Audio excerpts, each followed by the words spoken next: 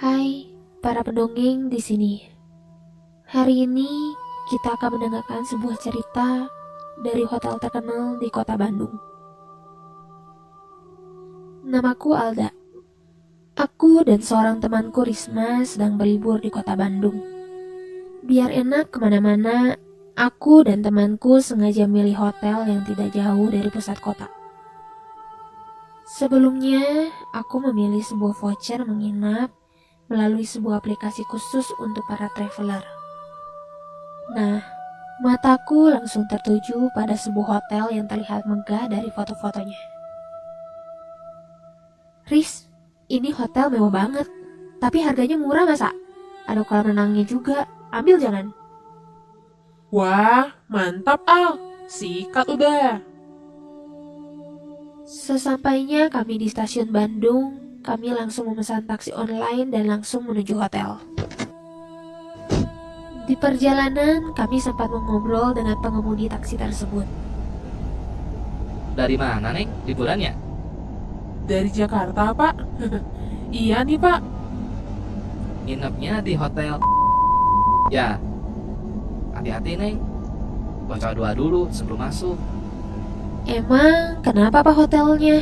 Saya lihat foto-fotonya di Google mah bagus sih. Gak apa-apa, Neng.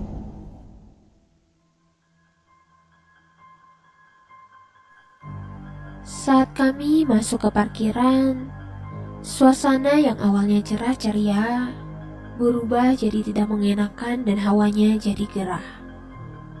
Ketika mau masuk gedung utama, aku melihat kalau beberapa plafonnya sudah remuk seperti habis terbakar. Tapi karena sudah terlanjur sampai, kami akhirnya tetap menginap meski suasana hotel terasa menyeramkan. Udaranya pengap dan gak enak gitulah. Ya masa dibatalin hanya gara-gara alasan begituan kan? Hotel ini cukup besar, namun sayangnya kurang terawat dan banyak sudut gelap di sana-sini. Ketika kami memasuki kamar, kami harus melewati lorong yang sangat panjang sekaligus gelap, pengap dan horor. Seperti tidak pernah ditempati, saat mendekati kamar hotel, aku mencium bau sesuatu yang terbakar. Baunya lebih mirip sampah yang dibakar. Refleks aku langsung bertanya kepada petugas hotel yang mengantarku. "Kang, ini bau apa ya seperti kebakar?" Tapi si petugas cuma tersenyum lalu menyerahkan kunci. Tanpa jawaban yang pasti, aku dan temanku lalu masuk dan beristirahat sejenak. Tak lama aku terbangun dan segera mandi. Kami berencana cari makan dan jalan-jalan sekitar alun-alun.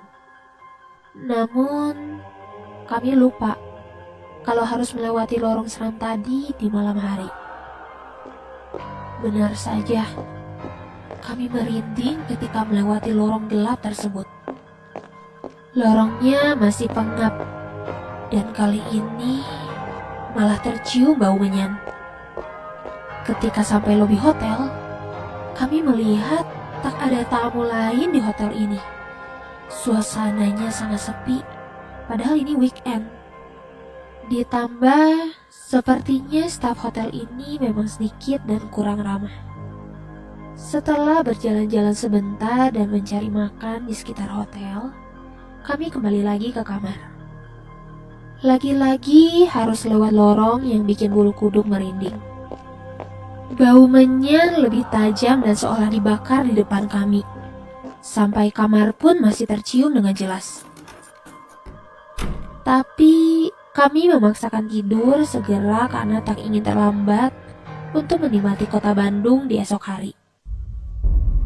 Sekitar pukul 3 pagi, aku terbangun karena ada yang melemparkan benda keras dari atas dan menimpa dadaku. Aku kaget dan merasa kesakitan, padahal tidak ada barang apapun yang menimpaku.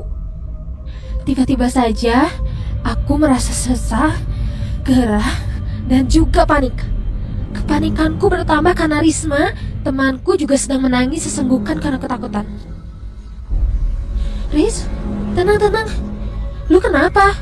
Coba lu ceritain ke gua. Tadi di kepala lu, gue lihat ada kepala berambut panjang dengan wajah setengah hancur dan bercucuran darah tepat banget di kepala lu. Hah? Seriusan lu? Beneran, demi apa? Gue lihat. Makanya gue takutan, terus pas gue liatin, tuh kepala terbang ke atas terus jatuh ke arah dada lu. Udah gitu, ngilang.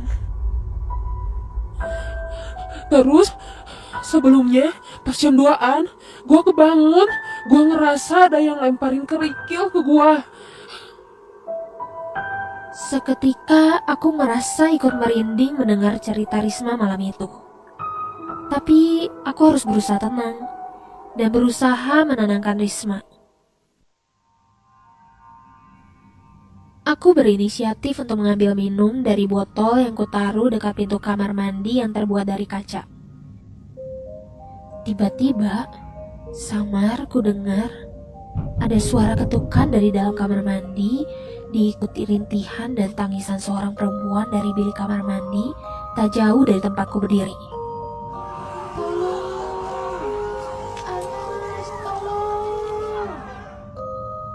Saat itu, aku hanya bisa mematung mendengarkan suara itu. Badanku kaku saking ketakutannya. Singkat cerita, pagi pun tiba. Kami pun berdoa agar arwah penasaran atau setan atau hantu atau apapun lah itu namanya yang tinggal di hotel itu tidak mengganggu kami lagi. Sekitar pukul 8 pagi, kami bergegas untuk pergi dari hotel tersebut. Sesampainya di lobi, tak ada siapapun. Jadi, kami meninggalkan kuncinya di meja resepsionis. Saat keluar dari hotel tersebut, kami dijemput oleh supir taksi online. Dalam perjalanan, aku penasaran dengan sejarah hotel tersebut. Setelah mencari tahu di situs pencarian Google, ternyata hotel ini pernah mengalami kebakaran hebat dan ada 4 korban meninggal dalam kejadian tersebut. Kamu berani menginap di sana? Like and subscribe.